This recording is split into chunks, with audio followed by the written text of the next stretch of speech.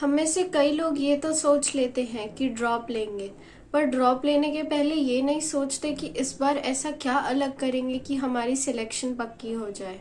हम सिर्फ दूसरों के मोटिवेशनल वीडियोस देखते हैं, पर उसे अपने लाइफ में, अपने स्टडी मेथोडोलॉजी में अप्लाई नहीं करते, जिस वजह से हम अपने मिस्टेक्स रिपीट करते जाते हैं। हमारी स्टडी पैटर्न वही रहती है और अपने मिस्टेक्स से सीखते नहीं हैं, तो अल्टीमेटली नीट में स्कोर में इम्प्रूवमेंट ज़्यादा नहीं आती और हमारे मार्क्स इम्प्रूव नहीं होते और फिर बार बार ड्रॉप लेना पड़ता है।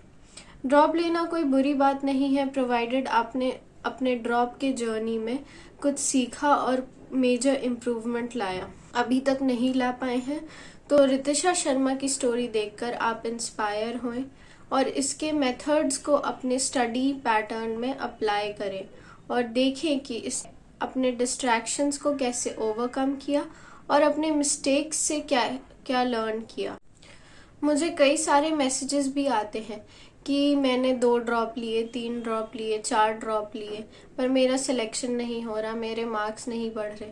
तो मैं आप सबसे यही कहना चाहूँगी कि अपने स्टडी पैटर्न को ब्रेक करो, अपने मिस्टेक से सीखो और सिर्फ वही पढ़ो जो कि नीट के लिए इम्पॉर्टेंट है।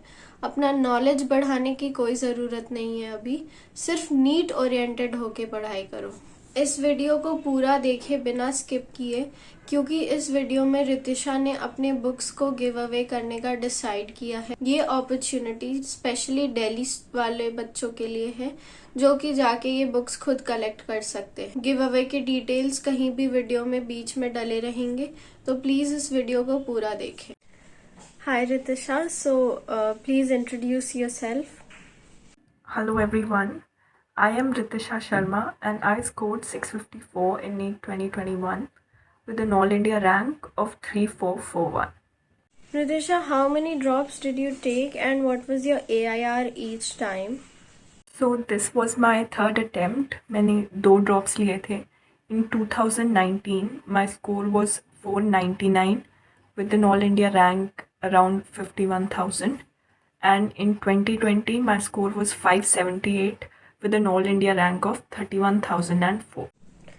आपकी 11th और 12th की जर्नी कैसी थी और आपने अपने फर्स्ट अटेम्प्ट में एनसीईआरटी को कितना यूज़ किया और आपने और कौन सी बुक्स यूज़ की? क्या आपने कोई कोचिंग लिया था?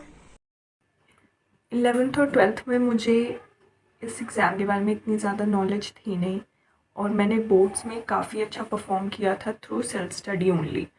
सो I was not very comfortable with coaching and all. तो मैंने डिसाइड किया कि I drop and I study mainly self study only and try to do it.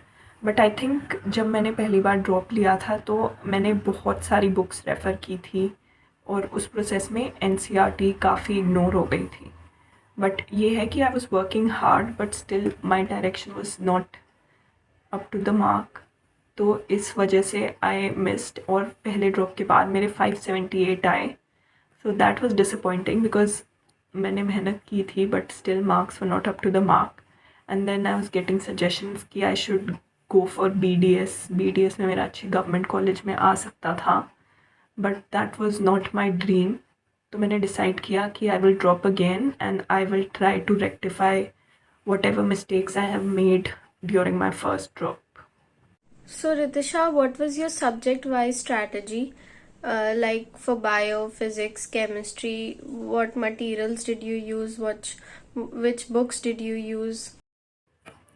मैंने डिसाइड किया कि मैं अपने सेकेंड ड्रॉप में पहली मिस्टेक्स रिपीट नहीं करूँगी and I will also work smartly along with working hard.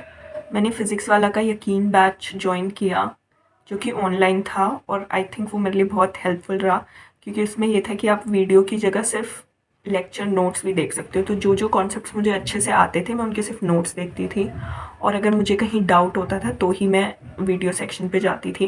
मैं सारी DPPs बहुत रिलीजियसली सॉल्व करती थी और मॉक टेस्ट भी रेगुलरली टाइम टू टाइम देती थी. आई थिंक बायो में मैंने ये डिसाइड किया था कि इस साल I will not ignore NCERT. तो बायो में मैंने NCERT पे बहुत फोकस किया.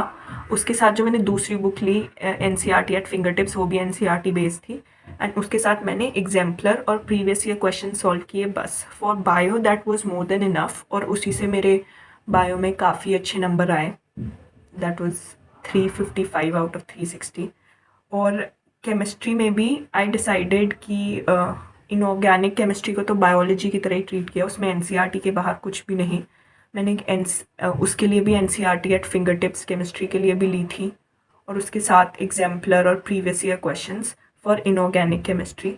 ऑर्गेनिक केमिस्ट्री में थोड़े और कॉन्सेप्चुअल और नेम रिएक्शंस वगैरह आ जाते हैं, तो उसके लिए एनसीईआरटी एट फिंगर टिप्स के साथ साथ मैंने और भी बहुत सारे क्वेश्चंस जो डीपीपी और यकीन बैच में कराए गए थे वो सारे सॉल्व किए.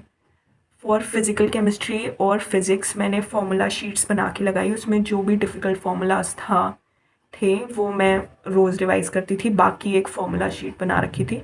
फ़िज़िक्स के लिए मैंने कोई दूसरी बुक रेफ़र नहीं की, बस जो क्लास में क्वेश्चंस होते थे, बहुत डीपीपी में बहुत सारे क्वेश्चंस होते थे, वही मैं बहुत अच्छे से सॉल्व करती थी, और प्रीवियस ईयर क्वेश्चंस और एग्जाम्पलर, दैट्स इट.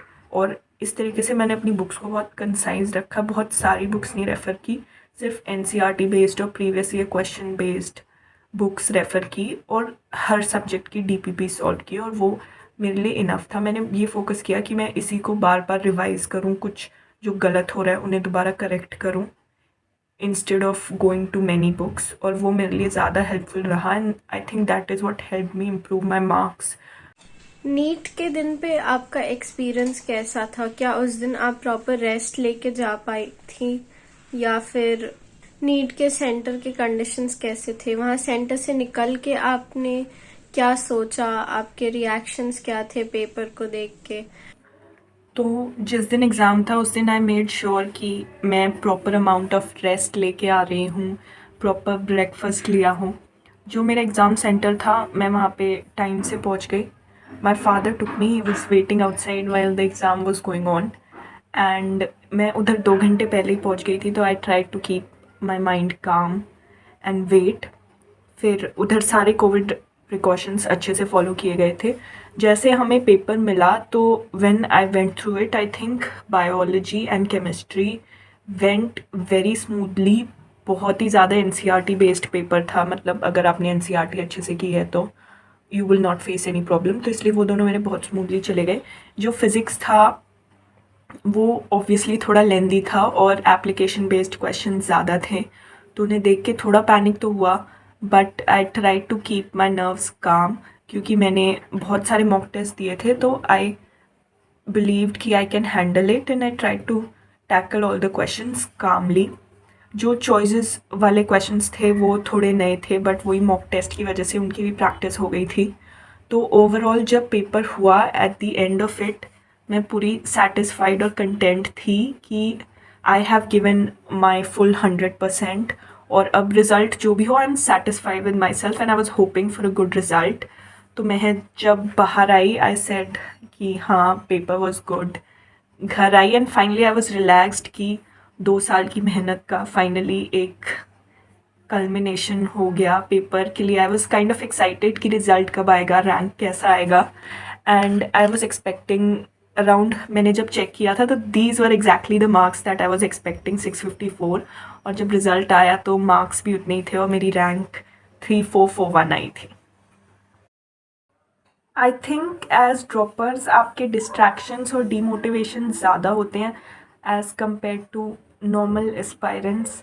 आप देखते हैं कि आपके सारे friends are joining colleges, they are having fun, आप एक ही जगह पे स्टेशनरी हैं, तो फियर ऑफ फेलियर भी रहता है कि अगर ये नहीं तो फिर क्या. तो ऐसे बहुत सारे डिस्ट्रैक्शंस होते हैं, but you have to sacrifice some things, but that is ultimately the price you pay for success. In the end you will definitely see कि it is all worth it, और जो भी डिस्ट्रैक्शंस आपने avoid किए उनका result आपको definitely मिलेगा. फिर डीमोटिवेटेड तो आप वैसे ही खुद बहुत फील करते हैं as a dropper. There is so much fear of failure कि अगर ये हुआ तो नहीं तो फिर क्या. But people around you mostly they don't help, they make it even more worse कि अरे ये तो नहीं हो सकता, तुम्हें कुछ और करना चाहिए, टाइम वेस्ट है. मेरे को भी जैसे लोगों ने बोला था कि you should join BDS, you should do SSC, you should do graduation, you are just wasting your time and potential. But फिर ultimately it should not matter because ये choice आपकी है, ये आपका life decision है. So guys, I've got some books of mine which include Objective Chemistry, Arihant, DC Pandey, Objective Physics, both 11th and 12th. Previous year questions which I used, you can see the bookmarks, and MTG at your fingertips which I used as well. So if there is anyone among you who is in need of these books, and अगर आप South Delhi के पास रहते हैं, you can collect them, so you can have them for free. So if you are in need or you want these books, so you can please contact me on my channel or on this channel. I'll be ready to help. Also, how did your family support you throughout your drops? और मेरे को support करने के लिए मेरे पास सिर्फ मेरी family थी, but that was enough for me. जैसे कि हम एक जॉइंट फैमिली में रहते हैं और उन सब ने मेरे को बहुत सपोर्ट किया, और वही मेरा support system throughout these 2 years थे, और उसी वजह से I am standing here today. So I definitely want to thank my parents and my entire family who stood against all odds for me. जैसे कि मैं कभी कभी डीमोटिवेट हो जाती थी तो मेरा कज़न ओजस आके मेरे को चीयर अप कर देता था. तो यूजुअली मैं कभी लो स्पिरिटेड फील नहीं करती थी क्योंकि मेरी फैमिली मेरे साथ थी, एंड दैट वाज इनफ. बाकी सारी दुनिया क्या बोलती है वो मैंने कभी मैटर नहीं किया और कंसिडर नहीं किया, मेरे लिए वो कभी मैटर नहीं किया. एंड यही था कि you have to prove yourself with your results, let your success make all the noise. क्योंकि आप देखेंगे in the end you have to write your story, you have to ignore all these things which bother you and focus on your ultimate goal, and you will definitely reach there. So thank you, and all the best to all the future NEET aspirants. And I would really like to thank Pranti for having me on this channel. Subscribe to this channel and also to my channel, The Maverick Medico. The link is in the description. Thank you.